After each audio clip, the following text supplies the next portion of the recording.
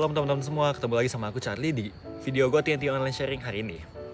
Nah, apa sih tema yang mau kita bahas hari ini? Temanya itu adalah build each other. Ayat bacanya ada di 1 Tesalonika 5 ayat 11. Karena itu, nasihatilah seorang akan yang lain dan saling membangunlah kamu seperti yang memang kamu lakukan.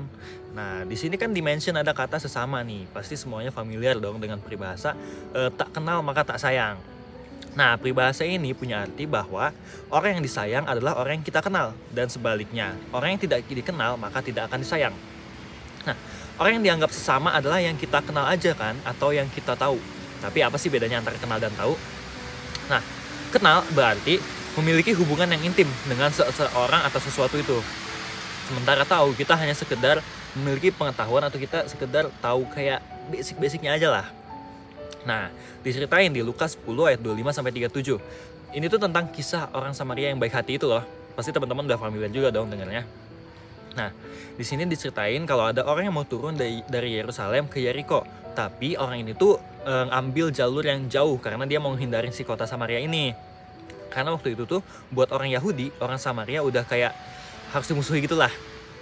Nah, kemudian di perjalanan itu, orang itu tuh dirampok oleh para penyamun. Tapi yang nolong itu bukan imam ataupun orang Lewi, tapi orang Samaria yang mereka hindari, yang mereka musuhin gitu. Nah, makna kata sesamaku adalah berarti siapapun yang bisa kita tolong tanpa lihat background mereka, tanpa lihat latar belakang mereka, atau sesuatu poin-poin yang ada di atas gitu. Jadi apa sih definisi siapakah sesamaku?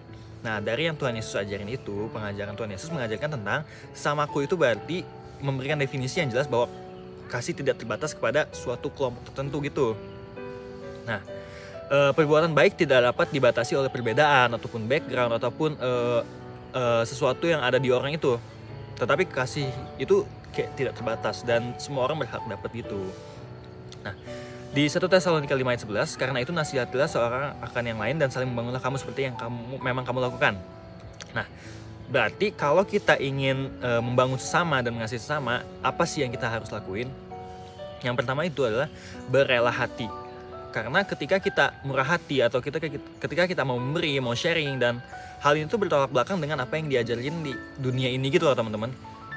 Nah, kemudian adalah berbuat baik. Tujuan kita memberi dengan kemurahan hati adalah bukan biar orang lain itu bisa berubah seperti apa yang kita pengen atau seperti keinginan kita gitu. Tapi karena memang itulah tujuan Tuhan memakai kehidupan kita gitu loh teman-teman. Jadi kita tuh bisa ngasih contoh buat orang-orang di sekitar kita tanpa kita sadarin. Yang mana kayak biar orang-orang tuh bisa ngerasain apa yang kasih Tuhan, apa yang Tuhan berikan buat kita. Dan dengan kita berbuat baik ke sekitar kita, teman-teman di sekitar kita ataupun orang lain di sekitar kita bisa ikut ngerasain kasih Tuhan seperti itu.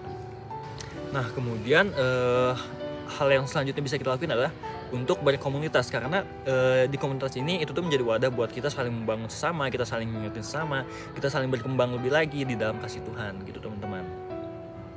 Nah, jadi begitu ya teman-teman, ketika kita mau membangun sesama, ketika kita mau mengasihi orang lain, yang pertama itu kita harus berela hati, kemudian kita harus berbuat kebaikan, dan yang terakhir tadi adalah berkomunitas, karena disitulah menjadi media di mana kita bisa berbuat baik dan mengantarkan kasih Tuhan kayak gitu teman-teman. Nah, sekian video online sharing GoTNT hari ini. See you next week and bye bye. God bless you teman-teman.